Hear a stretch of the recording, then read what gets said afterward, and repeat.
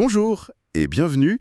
Alors aujourd'hui, en préparant notre article de ce 26 décembre, on est tombé sur un véritable objet ludique non identifié. Oui, un Olni, c'est le mot qu'on a utilisé, un jeu qui nous a d'abord laissé perplexes, puis, il faut le dire, complètement fascinés. Il s'appelle Once Upon a Line, le souffle du papillon.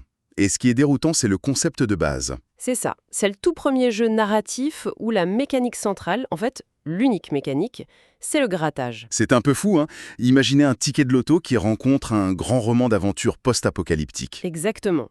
Et la question qu'on s'est posée tout du long, c'était mais comment un truc pareil peut fonctionner? D'autant que l'origine de tout ça, c'est presque une blague en fait. Ah oui, l'histoire est incroyable. C'est parti d'une discussion entre les deux créateurs, Dan Tuvino et William Aubert. Coincés dans une voiture, l'un a lancé l'idée d'une enquête où il faudrait littéralement creuser l'histoire. Et le mot a fait son chemin. De creuser, ils sont passés à gratter. Et d'une simple blague est né tout un univers. Un univers biopunk d'une richesse assez folle.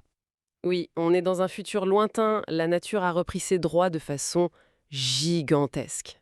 Les insectes sont devenus géants, les villes sont ensevelies. Bon, le cadre est assez classique, mais ce qui change tout, c'est la direction artistique. Ah là oui, on passe de la blague à l'œuvre d'art. Le travail de l'illustrateur Vincent Lefebvre, c'est une claque visuelle. On a essayé de le décrire dans l'article, mais c'est dur. C'est plus que des décors. Ces tours de béton éventrées par des racines, ces palais à moitié submergés, chaque image crée une ambiance à la fois épique et très, très mélancolique. Donne un indice. Par exemple, une inscription à la base de la statue semble indiquer le temple. D'accord. Et à partir de là, il faut déduire les mots-clés, donc ici, statue ou inscription, et aller les gratter sur la grille pour voir ce qu'ils révèlent. J'avoue qu'au début, j'étais un peu comme toi, un peu sceptique. Je me disais que ça allait être trop simple, presque enfantin. C'est le piège. On croit que c'est simple, mais le jeu est d'une malice redoutable. Ce n'est pas du tout du hasard. Ah non. La grille est un vrai champ de mine linguistique, en fait.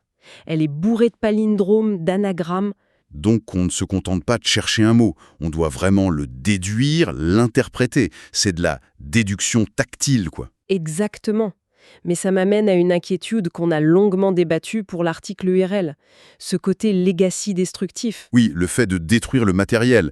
Une fois que tout est gratté, le jeu est inutilisable. C'est un pari risqué, non? C'est un pari, oui, mais l'éditeur Perte et Fracas a été très malin là-dessus. Il propose des recharges, c'est ça? Voilà, des packs de recharge pour ceux qui veulent refaire l'aventure.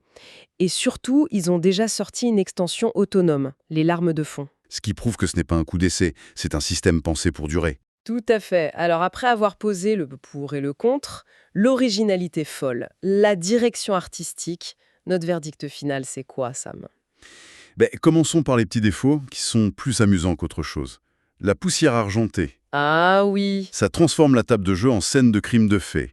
J'en ai retrouvé sur mon pull 2 jours après. Et il faut un bon éclairage aussi pour bien voir les détails sur la grille. Mais bon, ce sont des détails. Des détails qu'on oublie très vite. En fait, c'est un jeu pour les gens qui aiment les escape games, les mots fléchés, les expériences narratives fortes. Par contre, oui, si on est un peu maniaque de la propreté, il faut peut-être se préparer mentalement. Au final, ce qu'on a trouvé génial, c'est cette capacité à transformer un geste presque trivial, machinal, gratté, en une mécanique de jeu intelligente, porteuse d'émotions. C'est le vrai coup de génie. C'est pour ça qu'on a conclu notre article avec cette phrase « Une aventure qui gratte là où ça fait du bien, au creux de l'imaginaire ». Ça résume tout parfaitement. Et ça nous laisse avec une réflexion, je trouve. Laquelle? Le succès d'une proposition aussi radicale, basée sur la simplicité d'un geste, ça nous intéresse, non? Peut-être que la prochaine grande innovation ludique, elle n'est pas dans des règles toujours plus complexes, Non. mais plutôt dans la capacité à réinventer des gestes simples pour créer une émotion complètement nouvelle. Exactement. Une idée à creuser. Ou à gratter.